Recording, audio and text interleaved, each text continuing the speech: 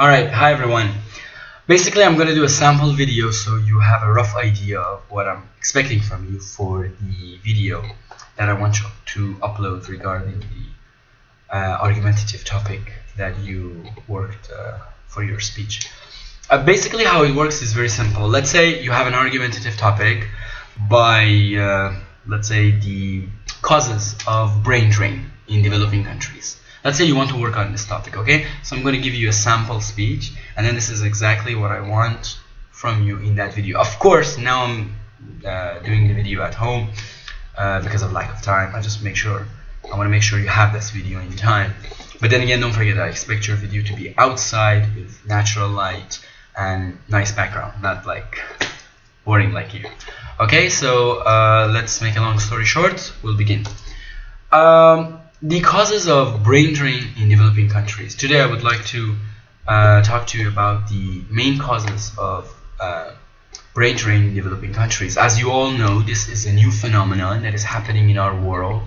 Whether we like it or not, we are facing with a situation in our world in which many intelligent people are migrating out of their own country in pursuit of better life and better welfare for themselves and their families.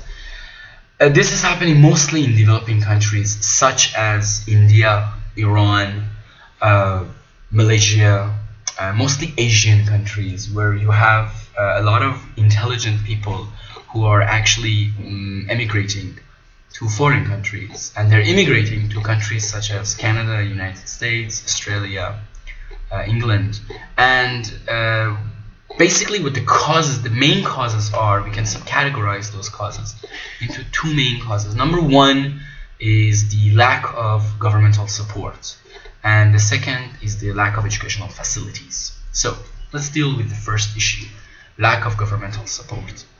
Basically what most of the expertise, most of the scientists would argue about is that we are leaving our countries simply because we are not well supported by the state, by officials in our countries.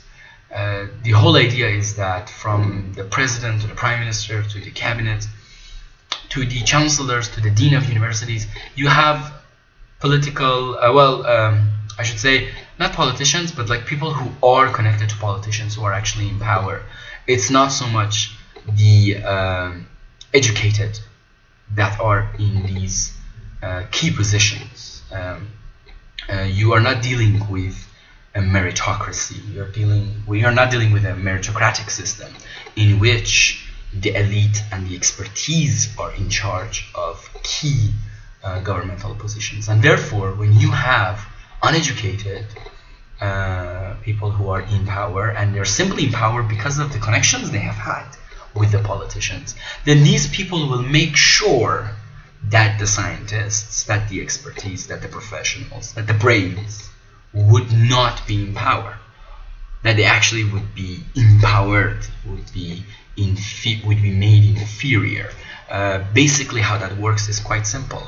When you have a system in which you have unintelligent people in power, they make sure that the people who are under their paradigm of power are not more educated than themselves, are not more professional than themselves. So basically what happens is that these expertise, these professionals, these genius people in the country feel that they have no place in the system. They feel out of place, and they move out of their country, as simple as that. And they assume that going to a foreign country such as Canada or the United States would be the land of opportunities, would bring them a better situation in which they can actually reach their dreams and their hopes and desires.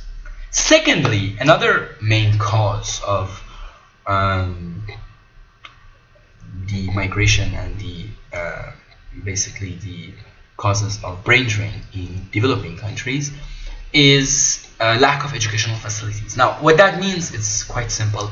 You have scientists, and they need educational facilities, they need equipment, they need updated modern facilities to work with.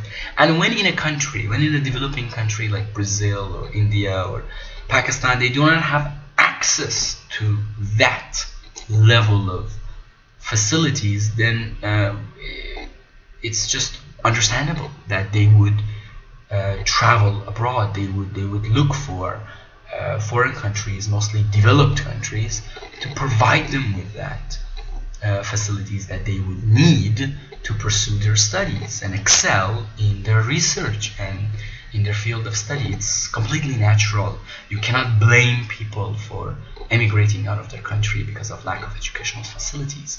It's one of the most important factors. I think it is the job for politicians and people in power, instead of blaming those who emigrate out of their countries, of branding them or calling them as unpatriot or not patriotic enough to stay in their own country.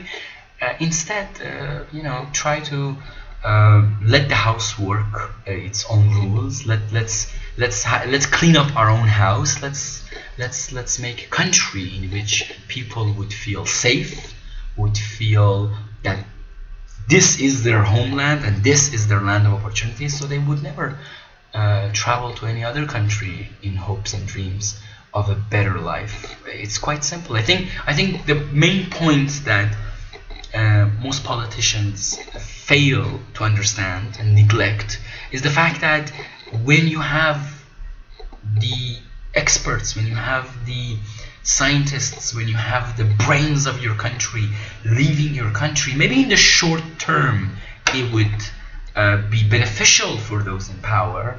It would guarantee them a safe cruise control over their ministry and their grip on power.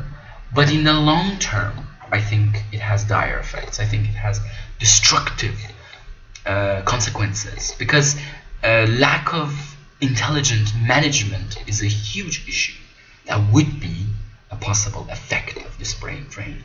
Within a matter of 30 years, within a matter of generation, you will have a country that is increasingly volatile and vulnerable because its management lacks that basic fundamental of intelligent and professional management that it should have, basically because all the brains have moved out. I think every country's assets are those intelligent people in that country. I think what makes a country like, let's say, United States, a powerful country, is not the George Bushes, but the Steve Jobs that it has had, the Bill Gates that it has.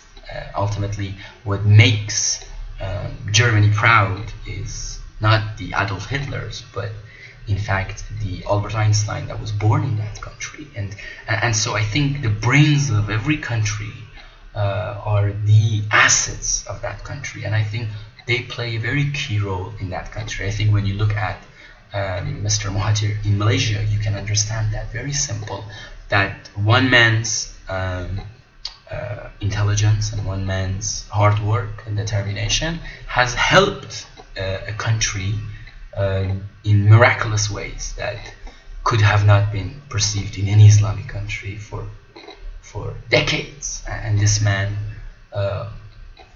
wholeheartedly and single-handedly created that difference. And I think it is very important for every country to value and safeguard their professionals and their brains, and not let brain drain take them away, for they are the true assets of that country.